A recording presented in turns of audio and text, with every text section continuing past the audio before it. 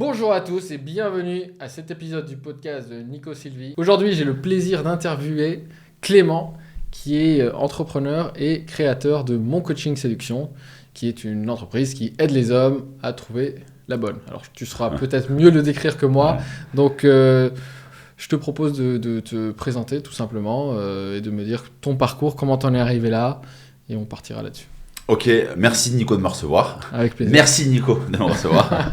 Je m'adresse à la caméra. Non, c'est cool d'être avec toi pour ce podcast, qu'on puisse échanger sur plein de sujets qui vont toucher ta communauté, ceux qui te suivent. Donc moi, Clément Rodriguez, depuis 2013, j'ai fondé l'agence Mon Coaching Séduction. On aide les hommes à transformer leur vie avec les femmes, c'est-à-dire à mettre en place une machine à rencontre, à rééquilibrer, rétablir le rapport de force pour qu'ils se disent « Ok, je me sens pas dominé par les femmes ». J'ai du pouvoir dans ma vie et je ne subis pas ma vie avec les femmes. Et à gagner en certitude dans leur capacité à rencontrer la bonne personne grâce au site de rencontre. Voilà. Parce qu'aujourd'hui,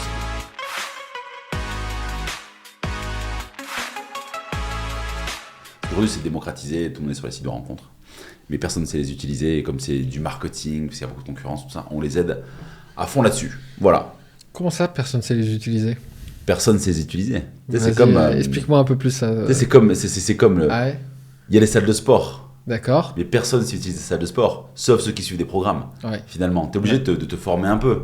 Je veux dire, tu prends un abonnement dans une salle de sport, tu vas avoir des poids, des machines, tu sais même pas à quoi ça sert en fait. C'est bien vu, ouais. Tu vois, donc, et les sites de rencontre, tu dis, je sais pas, j'ai vu une pub de Mythique, est-ce qu'il pourrait faut mettre 3 photos, faut se décrire. Ah oui, mais j'ai pas de résultat. Ah ouais. Et tu vois, c'est comme je vais à la salle de sport, mais je me renforce pas. Parce que tu sais pas utiliser en fait. J'ai l'impression que c'est... Mais il y a un domaine, s'il y a bien un domaine plus que tous les autres où on se dit mais ça devrait être naturel, ça devrait se faire tout seul. C'est la séduction. C'est la séduction, c'est les relations humaines. Tu sais pourquoi on se dit ça ? Pourquoi ? Parce qu'en fait autour de nous, on a plein d'exemples d'amis, de la famille, des collègues qui se sont rencontrés dans une soirée par les amis d'amis, qui n'ont pas fait appel à un coach. Et du coup, dans l'inconscient collectif, dans le stéréotype, c'est on a besoin de personne pour trouver l'amour. Ouais. C'est pour ça que le métier de coach en séduction, de faire appel à un coach, comme on pourrait faire appel à un agent immobilier pour trouver une maison, ça tend à se démocratiser, ça tend à se démocratiser. Par contre, c'est pas encore super bien reçu. Enfin, je veux dire, les hommes ne disent pas j'ai fait appel à un coach, c'est comme ça que j'ai trouvé une copine.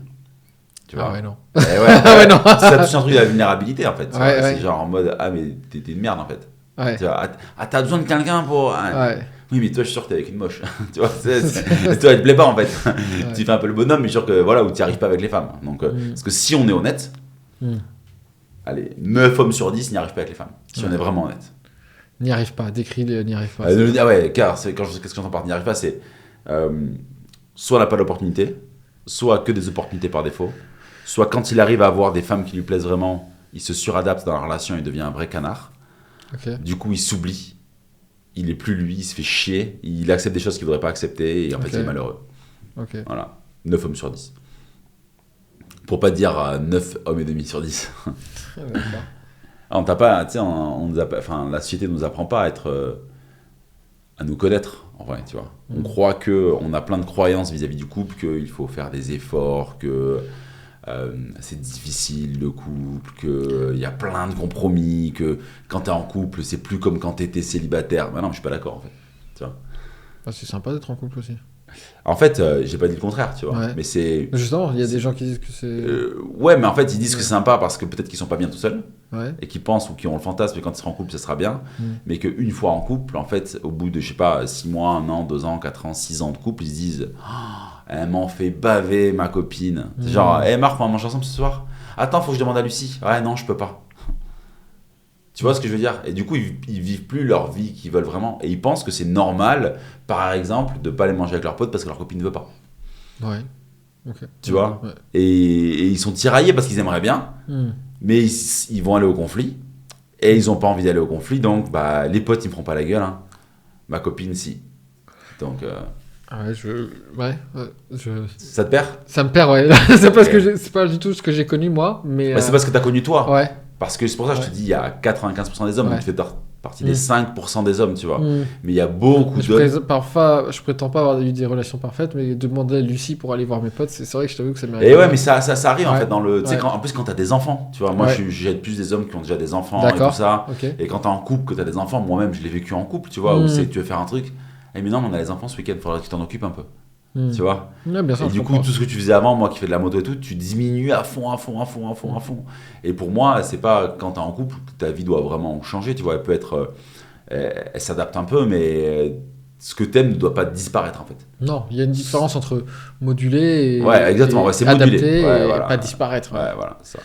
Et après, les enfants, c'est encore autre chose. C'est encore autre chose, mais moi je pense que les hommes s'oublient pour avoir une vie avec les femmes, tu vois.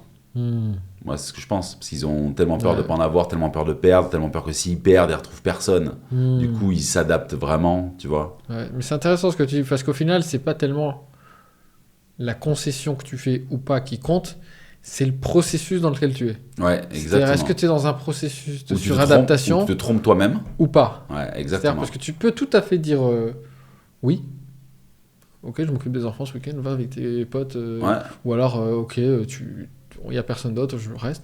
Mais d'ailleurs, en analyse transactionnelle, on parle de enfants adaptés soumis positifs et négatifs. Je sais pas si tu connais ce concept. Non. Donc en AT, il y a le 3 façons de se comporter dans les 3 états du moi. C'est-à-dire Ok. des façons de se comporter qui sont liées à des émotions et des pensées à l'intérieur de soi, d'une même personne. On peut être soit dans l'adulte, c'est-à-dire l'ici et le maintenant, la rationalité, soit dans le parent, soit dans l'enfant. Et dans l'enfant, il y a les émotions, il y a le jeu, il y a l'amusement, il y a toute la spontanéité. Il y a 3 types d'enfants différents au sein de ça. Et il y a ce qu'on appelle l'enfant adapté soumis. Et toi, en tant qu'adulte, tu peux aller dans l'enfant adapté soumis. Et il y a l'enfant adapté soumis positif. Toutes les positions de vie, elles ont un côté... pardon, pas position de vie, mais tous les états du moi ont un côté positif ou négatif. Ouais. L'enfant adapté soumis positif, c'est par exemple, tu es au boulot, ton boss il te dit, écoute, il faut que tu fasses ce rapport. Tu dis, bah ok, je le fais. Ouais. Ouais, c'est mon boss, j'accepte la contrainte parce que c'est comme ça. Hein. L'enfant adapté négatif, c'est quand il dit oui, mais dans le fond, il garde une rancœur. Ouais. Et ça va ressortir quelque part tôt ou tard et qu'en fait, tu n'étais pas vraiment d'accord. C'est-à-dire, le positif, tu acceptes parce que ça fait partie du jeu, c'est une concession, ça fait partie de la relation. Le négatif, c'est tu gardes le timbre, tu gardes la petite balle pour mettre dans le chargeur plus tard et tirer, quoi. Donc, il y a un vrai sujet là-dessus. C'est exactement ça, en fait. Ouais. C'est exactement ça, tu vois. Et ça dépend de comment on est. Donc, pour des personnes pour qui le couple sera dans leur haute priorité intrinsèque, tu vois, si on parle des hautes priorités intrinsèques de John de Martini, tu vois. Okay. Donc, du coup, pour eux, s'adapter, moduler, ça sera tout à fait normal parce que le couple est de ce qu'il y a de plus précieux. Ouais. Donc, pour eux, ne plus voir les potes, moins faire des choses, c'est pas grave parce que ce qui compte, c'est mon couple. Tu vois, comme pour nous, c'est nos entreprises qui sont quand même prioritaires. Donc, désolé les copains, je sors pas avec vous ce soir. Ou désolé chérie, je fais pas un truc avec toi parce que j'ai une conférence, parce qu'il faut que je travaille là-dessus, parce que c'est prioritaire, tu vois. On est prêt à tout arrêter pour pas que le business coule, tu vois. Et donc... on peut en parler après. Mais ouais, mais tu vois, et donc, et c'est en ce sens-là où moi, j'aide les hommes à se prioriser eux-mêmes, à être fidèles à eux-mêmes quand ils ont une relation. Si pour eux le couple est ultra important, alors ça sera tout à fait naturel. Mais pas qu'ils fassent des choses qui ne sont pas naturelles. Tu vois, parce qu'on a tendance à dire, moi pendant longtemps en couple, la mère de mes filles me disait non mais quand t'es un couple c'est comme ça. Donc j'étais là, bon bah si elle dit c'est que ça doit être comme ça en fait, tu vois. Et si regarde ma soeur et un tel c'est comme ça. Et du coup j'étais là, bon bah moi qui n'avais pas suffisamment d'expérience en couple, j'étais là, bon bah ok, bah en fait non, tu vois, avec le recul, en fait non c'est pas comme ça, tu vois. Alors comment tu sais, pour les gens qui nous écoutent, comment tu sais si c'est justement c'est quelque chose qui est aligné ou s'il y a de la suradaptation? Quels sont les signes? Première chose, c'est déjà faire le travail de John de Martini sur The Value Factor, c'est les valeurs hautes. D'accord, qu'est-ce tu qui est peux important expliquer pour un toi. petit Ouais. peu? En fait, c'est un exercice où il y a 13 questions. Sur chaque question, on donne 3 réponses. Ensuite, donc ça nous fait 39 réponses. Et ces réponses, on les catégorise. Et ça nous sort, c'est quoi nos valeurs hautes, nos hautes priorités intrinsèques. Si je donne un exemple, moi, c'est être un super papa, vivre en numéro 1, vivre et partager des expériences avec des personnes que j'apprécie.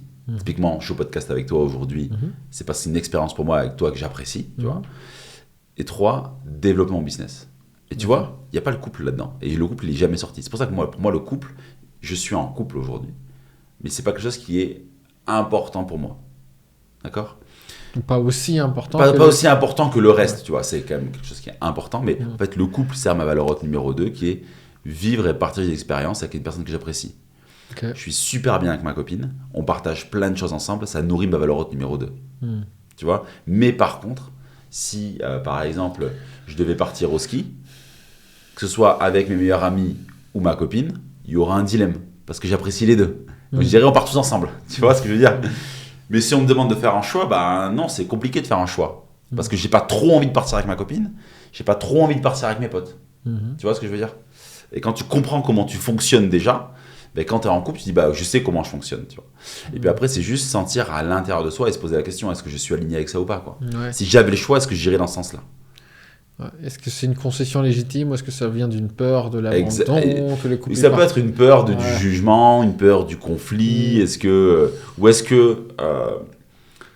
qu'au fond de moi je suis vraiment aligné avec cette décision ou pas ? Et s'il y a une once de putain, je le fais mais si je pouvais pas le faire je le ferais pas, bah, c'est qu'on n'est pas aligné en fait. Et puis tu penses pas qu'au final quand on commence à rentrer dans ce schéma là en réalité on met encore plus en danger son couple que si on s'affirme. Ah mais c'est clair, parce qu'en fait, on plie, à un moment on explose. Ouais. Tu vois ? T'acceptes. Ben, c'est comme quelqu'un au travail, hein, qui a, par rapport à l'AT dont tu me parlais tout à l'heure, tu vois, qui est l'enfant soumis négatif. Ouais. Oui, ok, et à un moment, ça explose. Ça. Et la société dit, c'est normal qu'il y ait des grosses disputes dans un couple. Moi, je suis pas d'accord. C'est normal qu'il y ait de la communication. Mais c'est pas normal que tous les X temps ça explose. Si ça explose, c'est qu'il y a de la frustration des deux côtés. Tu vois. Et en plus, si tu réfléchis, tu prends un pas en arrière, si tu dis amen alors que t'es pas vraiment aligné, c'est de la manipulation. C'est-à-dire que tu es en train de donner à l'autre ce que tu crois qu'il veut pour obtenir un résultat. C'est-à-dire soit de rester en couple, soit que ça éviter le conflit, soit. Donc c'est une notion une définition de la manipulation qu'on n'a pas l'habitude d'entendre. Parce que souvent, la manipulation, c'est vu comme quelque chose de négatif, où on essaye de faire que l'autre il fasse quelque chose. Mais c'est vrai, parce que tu n'es pas aligné avec qui tu es, tu n'es pas authentique, tu n'es pas sincère avec ce que tu penses, en fait, à ce moment-là. Ouais, exactement. Ouais. Donc moi, je milite vraiment. Et au-delà de mon programme de séduction, c'est quand j'aide les hommes, je leur dis, vous ne vivez pas votre vie aujourd'hui. Vous vivez la vie qu'on vous a dit de vivre. Dans tout. Au travail, avec vos amis, dans le sport, dans tout, tu vois, dans la gestion des finances, avec les femmes et tout, tu vois. Non, mais déconstruis tout ce que tu as construit depuis le début et vois par tes propres lunettes, par ta propre fenêtre par rapport à... Fais-toi la vie que tu veux avoir, tu vois. Il n'y a pas de règles, tu vois, enfin, tout en respectant quand même les règles, tu tues pas quelqu'un et tout, tu vois, mais la vie que tu vis, c'est pas celle que tu voudrais vivre. Tu crois que c'est celle que tu voudrais vivre, mais en fait, tu as eu des possibilités de choix et tu as pris ces choix-là. Mais tu n'as pas vu que il y avait encore plus de choix que ça. Tu vois ce que je veux dire ou pas ? Ok. Ouais, voilà. C'est ce que je prône et ce que je milite pour que ça. Et comment tu fais pour voir l'ensemble des choix ? Ben, c'est de te dire que déjà, il n'y a pas de limite. Ok. Tu vois, qu'il n'y a pas de bien ou de mal. Il n'y a pas de mauvais ou bon. Donc, tout ce que tu as envie de faire, tu peux le faire. Tant que tu es aligné avec. D'accord. Tu vois ? C'est juste ça, en fait. Tout est possible. Après, il y a quand même des limites. On ne peut pas... Exemple. Et être milliardaire et avoir une relation parfaite et être Elon Musk qui envoie des fusées dans l'espace et non mais ça veut dire déjà c'est assez marginal. Tu me dis par rapport à la majorité de la population, tu vois. Mais si t'es plus heureux en couple aujourd'hui et que ta femme te dit non mais on a une famille, on a des enfants donc on se sépare pas, je suis pas d'accord en fait, tu vois. Si c'est ce dont t'as envie, fais-le. Tu vois. C'est tout con, tu vois. Si tu as envie de quitter ton job parce que tu te sens pas épanoui dedans et que tu as envie de monter ta boîte et toute ta famille te dit non, faut pas le faire et tout, si, fais-le. Donc au final, c'est souvent dans les choses un peu du quotidien. Ouais, des limites. Plutôt du quotidien, bien sûr. Il n'y a pas de limite dans les choses du quotidien, tu vois. C'est vrai que souvent on se met des limites dans des choses simples. C'est ne pas aborder une nana qui me plaît. Voilà. Ne pas quitter une relation où je me sens pas bien. Pas quitter un job qui me saoule en fait. Ouais, exactement. Tu sais, c'est genre, tout est faisable en fait. Tu peux te dessiner la vie que tu veux. Tu vois, tu peux vraiment avoir la vie que tu veux, quoi. Et moi, c'est vraiment moi, j'ai la vie que je veux aujourd'hui. Du coup, j'ai l'impression d'être à la retraite. T'as l'impression d'être à la retraite? Ouais, mais je Pourquoi? me considère comme retraité. D'accord, Parce que mon activité professionnelle, c'est pas du travail. d'accord. Parce que j'adore ce que je fais. Hmm. J'ai pas besoin de vacances. Ok. J'ai pas besoin de week-end. Mhm. Je gagne ma vie correctement. Tu vois, je suis à la retraite, tu vois. Hmm. J'ai presque comme un camping-car, comme les retraités, tu vois. Tu vas prendre un camping-car? Non, mais tu sais, j'ai un 4x4 avec une tente Ouais. sur le toit, parce que j'adore barouder, j'adore partir à l'aventure et tout ça, mais Bon. tu vois, ouais, tu vois, c'est... Ah ben tiens, mardi, mercredi, jeudi, j'ai pas envie d'aller au bureau, je vais pas au bureau, je prends mon 4x4, ma tente sur le toit, je vais sur un spot, je pars avec ma copine, je pars avec mes filles, je fais ce que je veux, tu vois. Et comme je peux jouir de mon temps comme je le souhaite, on va dire majoritairement parce que j'ai des enfants, donc bah il y a l'école, j'ai quand même des contraintes, tu vois, mais c'est des contraintes que j'ai choisies. Je me sens à la retraite, ouais. Je me sens vraiment à la retraite. Donc c'est le fait d'avoir choisi qui fait que. Ouais. Quand tu choisis ta vie, t'es à la retraite. D'accord. Tu vois. Et depuis que j'ai 25 ans, je suis à la retraite. Et alors, prenons deux cas de figure. Qu'est-ce que tu dis alors à cet homme qui se retrouve dans une situation où il n'est pas heureux dans son couple? Par quoi commencer? Et après, on prendra peut-être l'exemple de quelqu'un qui cherche à trouver quelqu'un. Ouais. Quelqu'un qui n'est pas heureux dans son couple, premier truc, je lui ferai faire toujours les valeurs hautes. D'accord. Pour savoir, ok, qu'est-ce qui te rend pas heureux? Déjà, est-ce que le couple c'est important pour toi ou pas, tu vois? Bah, parce que des fois, on croit que c'est important, parce que tu sais, c'est comme quand tu fais des enfants, la suite te dit, les enfants, ça doit être important pour toi. Mais non, je suis pas d'accord, tu vois. Tu peux ne pas avoir la fibre de père. C'est pas parce que tu as fait des enfants, parce que tu as fait des enfants pour faire plaisir à ta femme, tu vois, et tu n'osais pas dire non, tu vois. Et tu n'as peut-être simplement pas la fibre de père, tu vois. Ou de mère, hein, finalement, tu vois, il n'y a pas, importe. Et ça me rappelle l'histoire d'un pote qui a eu des enfants qui m'a dit, Clément, il y a qu'à toi que je peux le dire, mais j'aime mes enfants, mais j'ai pas envie de m'en occuper, en fait, parce qu'en fait, ça m'inspire pas d'avoir des enfants, en fait. J'ai fait des enfants parce qu'il fallait faire des enfants, on m'a dit qu'il fallait faire des enfants, j'ai fait des enfants, mais en fait, bah, je n'aurais pas eu, ce serait pareil. Tu vois. Et il se jugeait vachement, parce que autour de lui, les hommes de sa famille ont des enfants, ils s'en occupent vachement, mais lui, il est là, bah, j'ai pas envie de partager tout ça, moi, je m'en fiche. Et donc, ce serait, est-ce que le couple est prioritaire pour toi? Déterminer sont quoi les zones de tension dans ton couple, enfin, qu'est-ce qui te plaît pas? À quel point tu as un amour inconditionnel pour ta partenaire? Qu'est-ce que tu es prêt à accepter ou pas accepter, tu vois? C'est quoi tes attentes et tes besoins dans une relation? Est-ce que tu les as communiqués à ta partenaire ou pas? Et est-ce qu'elle est prête à accepter tes attentes et tes besoins? Est-ce que tu es prête à accepter les attentes et les besoins de ta partenaire? Et voilà. Et tu peux quitter une personne et l'aimer, tu vois. Genre, je t'aime mais je te quitte parce qu'en fait, dans une relation de couple, il y a deux choses. Il y a les sentiments, donc l'amour et la relation. On ne travaille jamais sur les sentiments. Parce que les sentiments, on les a ou on les a pas. Et souvent, ce qui se passe, c'est que les gens restent ensemble. Pourquoi? Mais je l'aime, donc je reste. Mais tu peux avoir une relation de merde. Donc on travaille toujours sur la relation et jamais sur les sentiments. Tu vois ce que je veux dire? Et donc tu travailles sur ta relation. Si la relation ne convient pas, on arrête. C'est tout, tu vois. Voilà. Intéressant ce que tu dis, ça m'évoque un truc. Alors je change un peu de sujet, mais souvent, il y a beaucoup de coaching en séduction, c'est de l'ordre de, bon, c'est du niveau 1-1. Récupérer son ex. Ouais. Et je trouve qu'il y a un truc un peu qui m'a toujours dérangé là-dedans, c'est le côté, mais en fait, c'est comme si ces formations vendaient l'idée que tu peux changer justement les sentiments d'une autre personne, en fait. Qu'est-ce que t'en penses? Qu'est-ce que ça t'évoque? Déjà, je vais pas dire que je suis contre ce coaching-là, mais j'ai pas l'expérience dedans, donc je sais pas à quel point ça marche, tu vois. Mais pour moi, tu peux pas forcer une relation, tu vois. Et je pense que ce business marche parce que les gens n'ont pas conscience de comment fonctionne vraiment l'humain.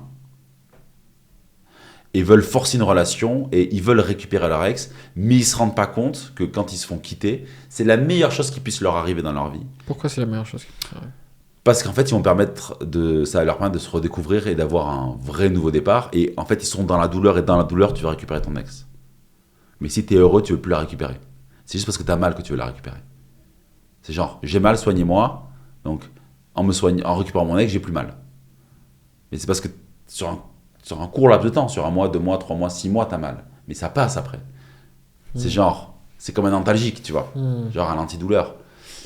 Ça fait toujours mal. Je parle juste de ma séparation avec la mère de mes filles. Elle me dit, mais merci, elle m'a dit, hein, merci de m'avoir quitté. Hein, c'est la meilleure chose qui me soit arrivée. C'est toi qui l'as quitté? Ouais, c'est moi qui l'ai quitté. Elle m'a dit, c'est la meilleure chose qui me soit arrivée qui m'ait quitté. Alors qu'elle a beaucoup souffert au début, elle était là, on revient, on se remet ensemble, tu vois. Mais c'est comme ça pour tout.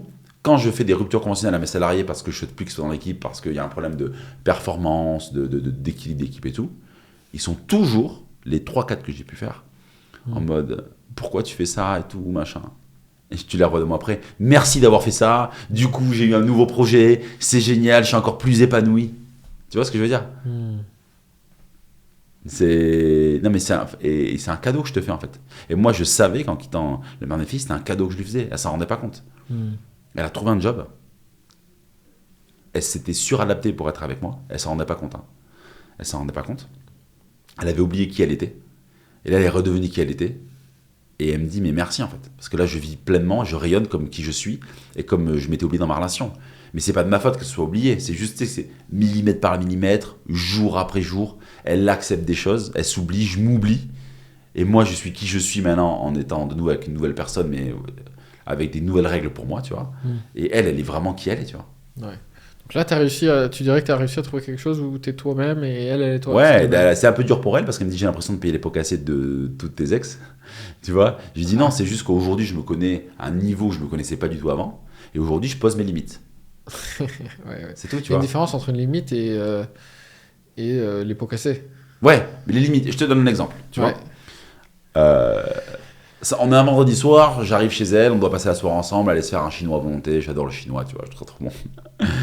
Et elle est sur le canapé, on est sur le canapé, on discute un peu. Une amie entrepreneur m'appelle.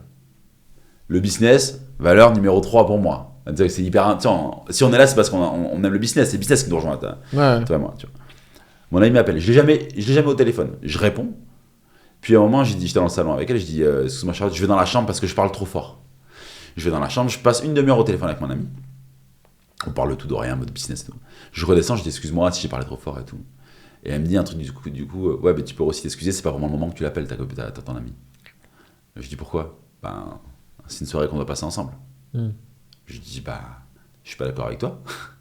Tu vois? Et ma limite, elle est là. C'est pas parce que je suis avec toi que je dois arrêter de vivre. Et que je dois trouver un autre moment pour appeler mon ami. Parce que le moment, on va l'avoir ensemble, on va passer 2 heures au restaurant ensemble. Elle me dit, mais c'est du respect. Non, mais je suis pas d'accord avec toi. Ma valeur, c'est le business, d'abord. Et comme je me connais, j'aurais pas été aligné de pas décrocher pour rester avec ma copine. T'as pris combien de temps?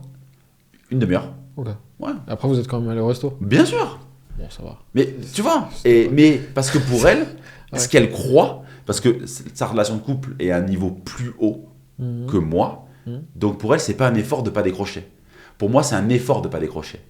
Parce que ça m'attire, parce que c'est mon ami, on va discuter business, c'est un sujet de conversation que j'adore avoir, tu vois. Ouais, je sais. Et donc poser cette limite-là, c'est non mais c'est comme ça. Et je ne changerai pas.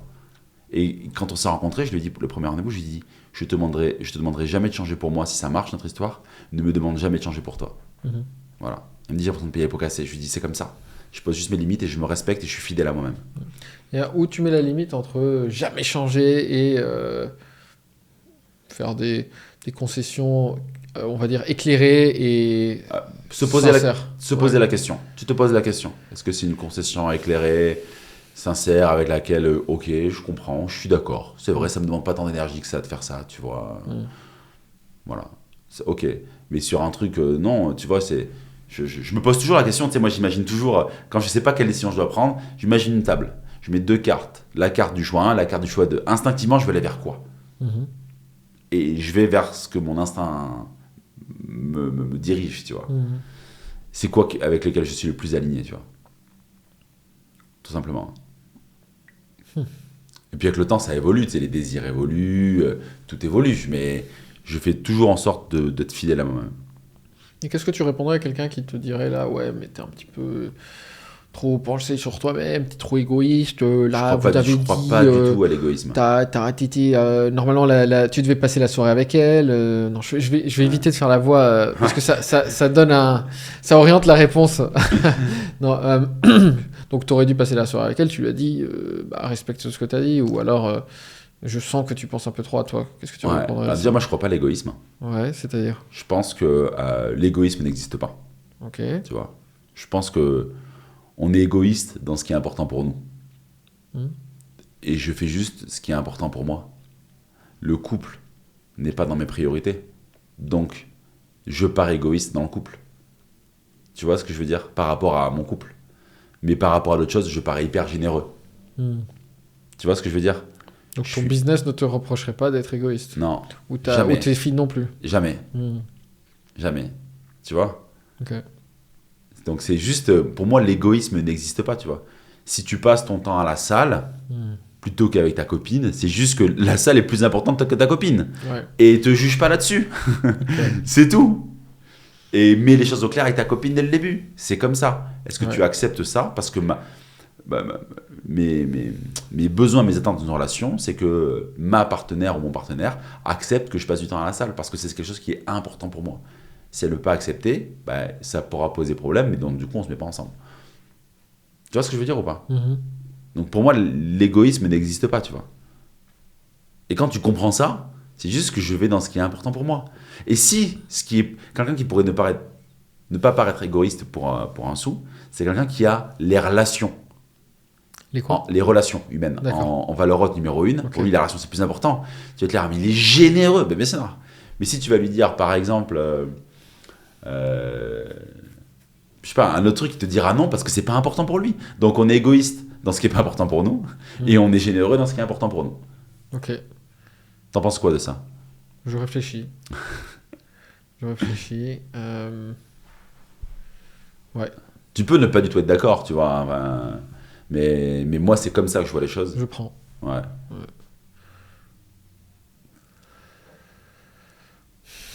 Après, souvent, ce qui me venait, c'est que ça peut être aussi moi, je l'ai vu ça dans telle ou telle relation, que ce soit pro ou perso, qui était peut-être un petit peu toxique. L'arme du égoïsme, c'est aussi une arme de manipulation pour faire finalement modifier ton comportement. C'est-à-dire, ah ouais, mais tu fais ça, c'est que t'es un égoïste. Déjà, il y a un moment où j'aurais, plus jeune, flanché à ce genre de truc. Ah non, je vais faire... Ok, je suis pas égoïste. Et aujourd'hui, ça me ferait plus. Ok. En fait, si tu veux, déjà, moi, je crois pas aux personnes toxiques. Ouais. Tu vois, j'y crois pas. Je pense que... Moi, j'y crois. Ok. Mais en tout cas, je crois certainement aux relations toxiques. Oui, voilà. Alors, je crois aux relations toxiques. Je crois pas vraiment aux personnes... Enfin, comment dire? Bien sûr que les personnes toxiques arrivent, elles existent. Sauf que le champignon, tu vas le manger une fois. Il va te buter, tu vois. Tu vois, si tu prends un champignon toxique. La personne toxique, dès que tu vois que c'est toxique, tu dois arrêter, en fait, la relation. Ah, bien sûr. Tu vois? Bien sûr. Tu dois arrêter, en fait. Tu dois arrêter, c'est tout. J'ai une relation toxique. Mais en fait, tu arrêtes. C'est toxique. Donc, c'est toi qui continues. Ah, je suis d'accord. Enfin, c'est une danse qui danse à deux.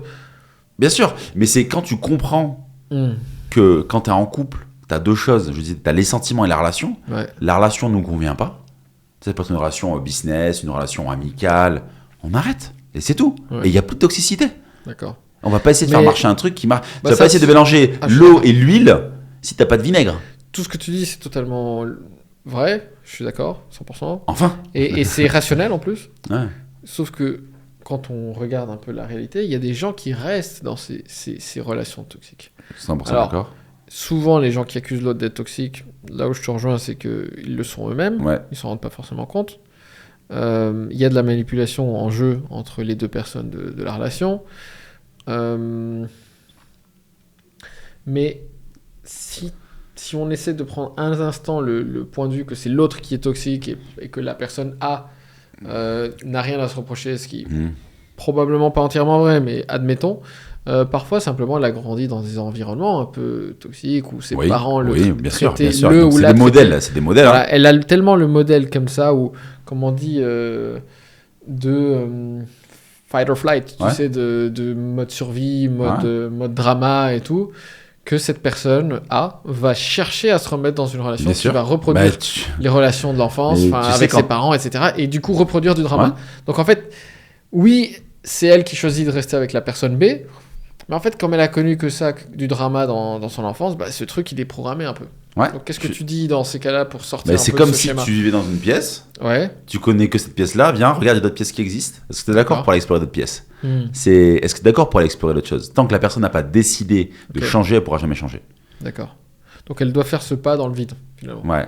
Et de se dire, je veux sortir de ça. Et c'est déconstruire les schémas. Tu sais, quand on aide les hommes, nous, en séduction, Ouais. Souvent, je leur pose la question dans la phase d'achat du programme, tu vois, quand ils veulent acheter. Je leur pose la question, c'était quoi la relation avec ta mère? C'était quoi la relation avec ton père? D'accord. C'était quoi la relation que ton père et ta mère avaient? Comment t'as perçu ça? Entre eux. Entre eux, ouais. Tu vois. Et là, je dis, est-ce que t'as pas l'impression que tout ce que tu me dis depuis le début de l'appel, c'est juste la reproduction ou le rejet de ce que tu as vécu? Ouais, c'est vrai, tu as raison. Et que tu as une charge émotionnelle par rapport à l'un de tes deux parents, et que tant que tu bosses pas sur cette charge-là, tu n'arriveras pas à t'épanouir avec les femmes. Tu vois? Une mère absente, qui donne pas d'amour. J'ai un exemple. L'homme va me dire, ouais, j'ai des problèmes, dès que je suis en couple, je suis hyper needy, je suis un vrai canard, j'ai trop peur qu'elle me quitte et tout ça, je veux toujours des câlins, je veux qu'elle m'écrive tout le temps des messages et tout. Ok, c'était quoi la relation avec ta mère? Alors je n'ai pas vraiment eu, elle bossait tout le temps, elle était pas très câline. Est-ce que tu as ressenti un manque d'amour? Ouais, terriblement. Est-ce que tu la juges pour ça? Ouais, voilà. Va faire ce travail sur la charge émotionnelle, va équilibrer ta perception et dire en quoi c'est un cadeau pour toi qu'elle soit comme ça, et ça t'a permis d'être qui tu es aujourd'hui. Et quand tu vas voir que c'était un vrai cadeau, tu vas lâcher ça, tu vas avoir de l'amour pour ta mère, et du coup, tu n'iras pas chercher de l'amour dans une femme. Enfin, tu n'iras pas chercher le même amour, elle a le même besoin d'attention. Ok. C'est un travail thérapeutique, hein, mais... C'est un travail très thérapeutique. Ouais. Mais au moins, quand tu es en relation après, tu es là, ok, je souffre plus de ce manque d'amour, j'ai plus peur qu'on me donne pas d'amour, et du coup, je suis vraiment moi dans la relation. Ouais. Le moi que je dois être, et pas le moi qui a été construit par mon enfance. Et quid de sortir de ce truc de needy ou pas needy, et au contraire de trouver une femme qui est totalement ok de justement donner plus d'attention. Ouais. Peut-être que en fait c'est pas que lui il est needy, c'est juste qu'il a vraiment une femme un peu froide comme sa mère, et qu'il pourrait simplement en trouver une qui est plutôt câline et plus chaleureuse. Ouais, mais du coup, donc tu vois, quand tu fais ça, c'est que tu mets dans les mains de quelqu'un d'autre le fait que tu te sentes bien. Ouais, et du coup, si cette personne change, à un moment, tu te sens mal. Ouais. Mais bon, c'est un risque aussi pris dans le couple.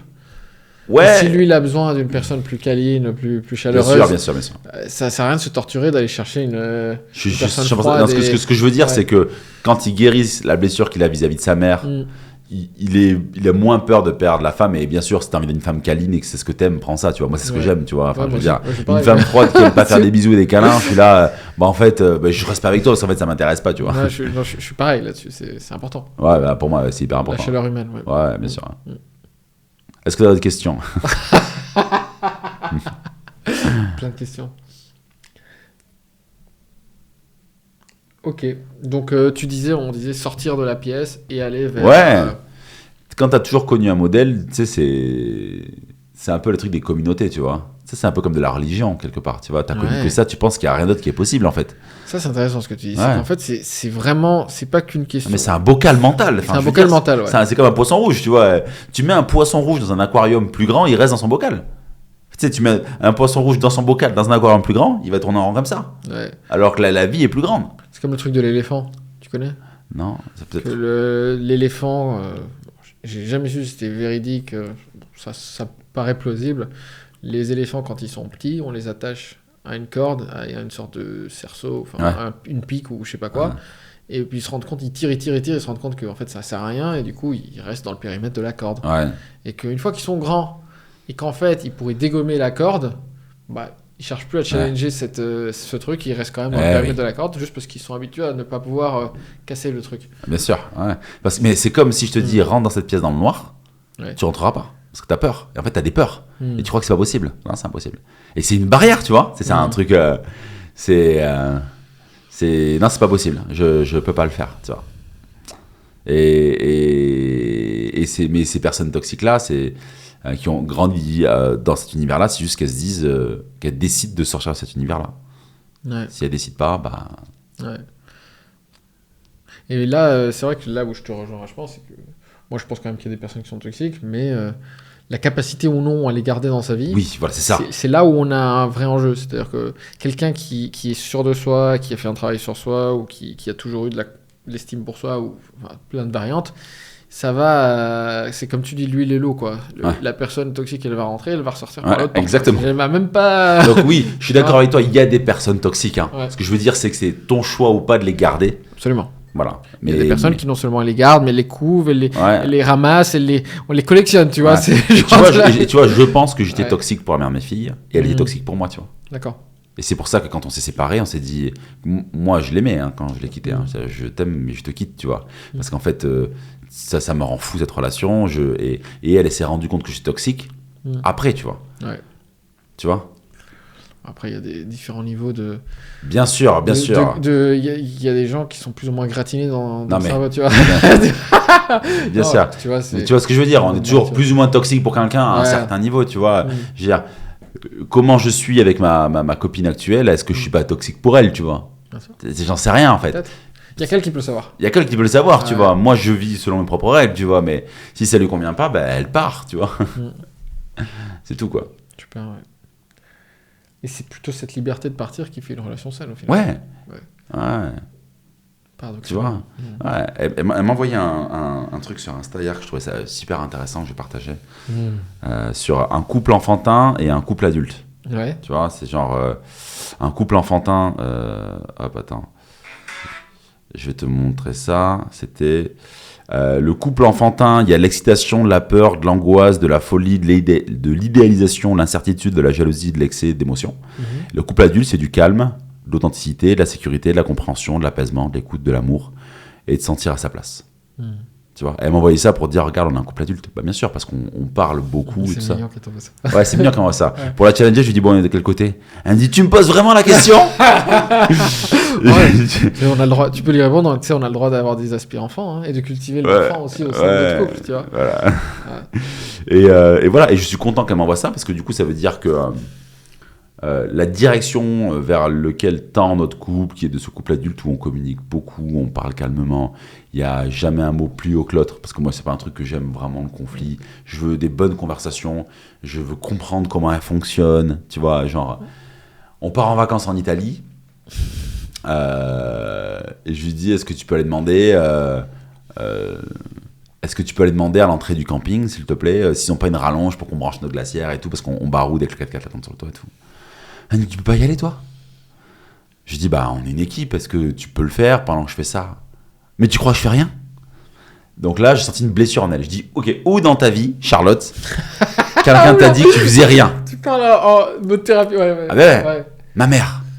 Ah ben voilà. Je dis, et en fait, elle pensait, quand je lui demandais ça, c'est parce que je croyais qu'elle croyait que je pensais qu'elle faisait rien, mais pas du tout. C'est juste qu'on est une équipe. Pendant que je fais ça, est-ce que tu peux faire ça, s'il te plaît? Ouais, t'avais besoin de son aide. Ouais, c'est tout, tu vois.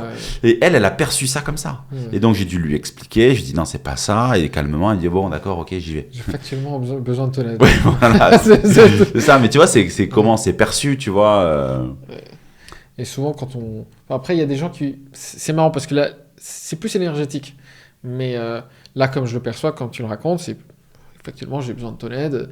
Et j'estime que tu le prendrais pas mal, qu'elle te demande exactement la même chose à une autre circonstance. Bien sûr. Tu te dises, Clem, est-ce que tu peux aller chercher du pain, machin, j'ai mes amis arrivent, j'ai pas le temps de faire les courses. Okay. Et on est une équipe. Ouais, voilà. Et en même temps, tu as des gens, tu le sens dans l'énergie, c'est une forme de contrôle, c'est une forme de. D'emprise, c'est pour être sûr, je veux être sûr que je peux bien lui demander des trucs. Ah non, moi pas du tout, tu vois. Moi, c'était vraiment en mode, demande-moi ce que tu veux, si je peux le faire, je le fais. On est une équipe, parce que quand on est une équipe, on va toujours plus vite, tu vois. Et j'avais cette habitude-là dans mon ancienne relation avec la mère de mes filles, où on rentrait de chez mes parents le dimanche soir, dans la voiture, on se faisait le plan. Ok, donc toi, tu rentres, tu fais la douche, toi, tu prépares le repas, en même temps, tu prépares la chambre des filles, ok. Et à la fin de la soirée, quand tout le monde dormait, on se chacun était là, putain, on était trop fort, tu vois. Et tu vois, c'est un truc qui est plaisant, en fait. Tu vois, tu te dis... Exécution, tu vois. Et moi, c'est ce que j'aime, en fait. Tu vois. Moi, c'est parce que je suis dans l'efficience et tout ça. Pour moi, c'est hyper important, l'efficience. Comment je peux tout optimiser pour perdre le moins de temps possible. Et voilà. Donc, c'est communiquer sur ses attentes et ses besoins, tu vois. Moi, je dis, j'ai besoin qu'avec ma partenaire, on soit une équipe, tu vois. Je puisse compter sur elle, elle puisse compter sur moi, elle a besoin de ça. Et tu vois, elle m'a dit, est-ce que tu peux venir chercher mon BZ? Tu sais, c'est un canapé lit chez But avec ton 4x4 et ta remorque, ouais. Et j'étais le chercher, je l'ai ramené chez elle, je l'ai enlevé le carton, j'ai mis le carton à la poubelle, je l'ai monté à l'étage. Elle me l'a pas demandé, tu vois. Mais pour moi, je suis son coéquipier, tu vois, donc je le fais. Elle arrive, c'est prêt, elle est là. Ah, mais c'est trop bien. Bah oui. Ben, j'attends la même chose de toi parce qu'on est une équipe, tu vois. Ok.